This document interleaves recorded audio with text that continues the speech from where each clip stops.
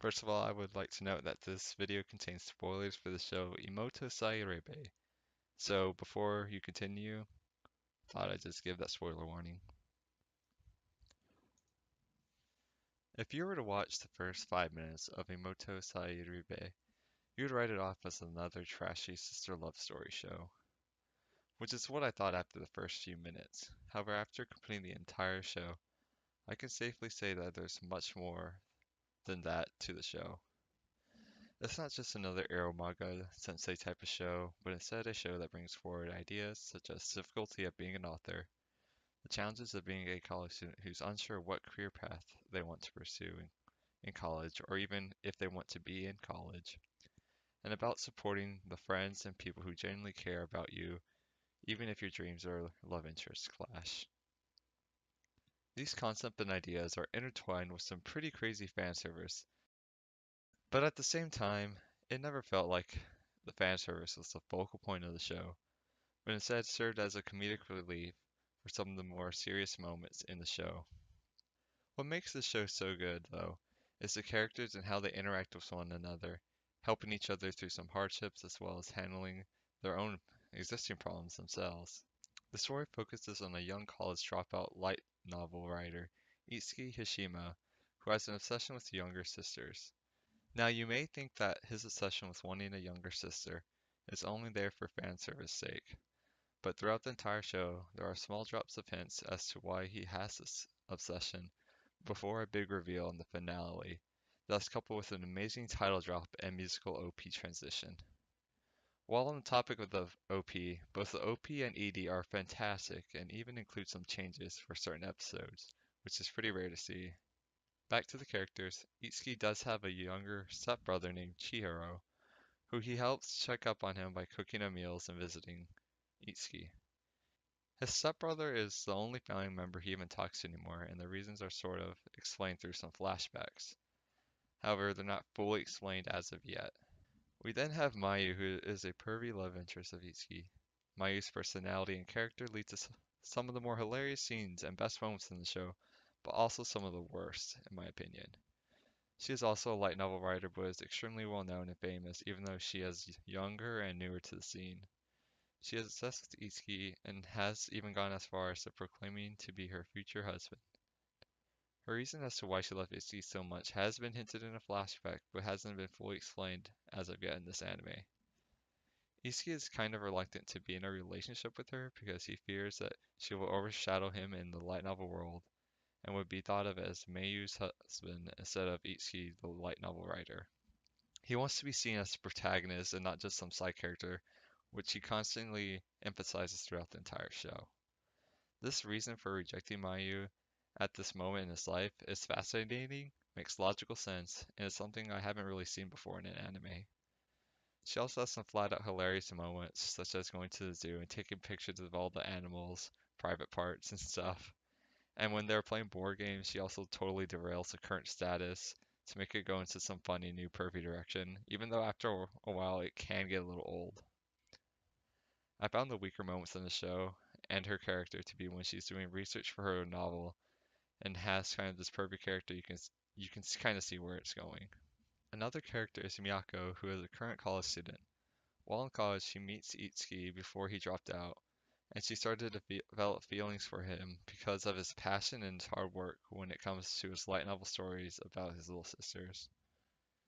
The reason she develops feelings for Itsuki is because of that passion and determination, and it's something she's sort of lacking in her life, and Itsuki inspires her. She currently is in college and doing well, but doesn't really know what she wants to do with her life, and she doesn't have anything she really is passionate about. This creates an interesting internal struggle for the viewers to follow, as she deals with the real problem many college students go through of having to pick a career path that they want to pursue, while also wanting to live a college lifestyle. She's worried that she might pick the wrong career path and might not end up liking where her life is going. She is also trying to decide on her feelings towards Itsuki and whether to confess to him or not, but her relationship with Mayu makes it a difficult decision. She knows how well Mayu and Itsuki get along, as well as they both have feelings towards each other. She constantly is having to decide whether to confess her feelings towards Itsuki or not, because that decision will affect her relationship and friendship with both Itsuki and Mayu. Would Mayu still be friends with her if she confessed, and how would her relationship change if Itsuki declined her confession? These are real problems that almost everybody has faced at one point in their lives, and it's great to see them portrayed in an anime medium. The last character I wanted to touch on is Haruto. Haruto is a light novel writer for a fairly popular light novel series, and is someone Itsuki sees as both a friend and a rival. The two constantly encourage and challenge each other to see new heights, as well as help each other out in time of needs. Although Haruto is considerably more successful than Itsuki, he still relies on him for advice and doesn't take it down the "I'm much more successful and superior than you" route many similar rivals take in anime, which is really refreshing to see. One interesting problem Haruto goes through is how his light novel got an anime adaptation. However, the anime ended up being terribly made by the studio, and him and his fans were both greatly disappointed. This conflict led to some great moments where we see Haruto struggling to deal with this disappointment. After an episode airs, he would usually look on Twitter for the reviews to see what people were saying about his show, and after seeing all the hate his show got for each episode, it really crushed him emotionally, and the anime did a great job of portraying that emotion. He also has a great scene once his anime finished airing. He was shrinking downstairs when his little tsundere sister comes in and admits she was watching the anime. She told him how awful the anime was, but also told him all he can do is to be better and prove to the anime-only watchers that the light novel he writes is actually great and how he can create better things. Haruto is also involved in the romance dynamic with the main group of characters. He develops feelings for Miyako, but can't get the courage to confess her because he clearly sees how much she loves Itsuki and doesn't want to cause further confusion in Miyako's lifestyle, where she is still trying to figure out a lot of things with her life. Seeing this level of maturity and thought process from a character is both rare and refreshing to see in a show of this genre. There are some great supporting characters in the show, such as Itsuki's editor, who acts like a father figure at times to him, the tax accountant, who has some hilarious scenes, and including a half episode scene with Itsuki. There was one character, though, that was definitely weaker than the others, and I felt whose sole purpose was to drive certain plot points along in the show, and that's Setsuna, who was Itsuki's artist friend. The only really noticeable thing he saw was basically confirm that Chihiro was a girl and showing how great Kaiko, who is the manga artist that is making Itsuki's light novel into a manga, is for Itsuki's light novel series, even though Kaiko and Itsuki disagree on one very small issue. Other than that, he doesn't really do too much and seems to only appear when there's no one else to move along a plot point in the story. Overall, though, this show is just littered with great characters and character relationships that I could keep going on and on about. It's unfortunate that this show got dropped or skipped by so many people because of the show's quote normie filter or the bad reputation it got after the first few episodes aired. Is the story in this show the best? No. Is the comedy in this story consistently hitting its mark? No, there's definitely some hit or miss moments.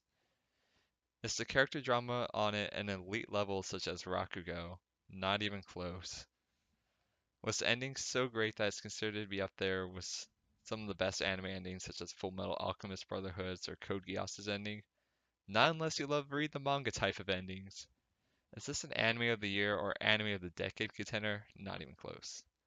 But what this show is a good slice of life romance comedy with strong characters whose thoughts and relationships feel real and refreshing. Thank you for your time listening to my thoughts on Imouto Sae Ireba, and hope I at least convinced you to consider giving this show a chance.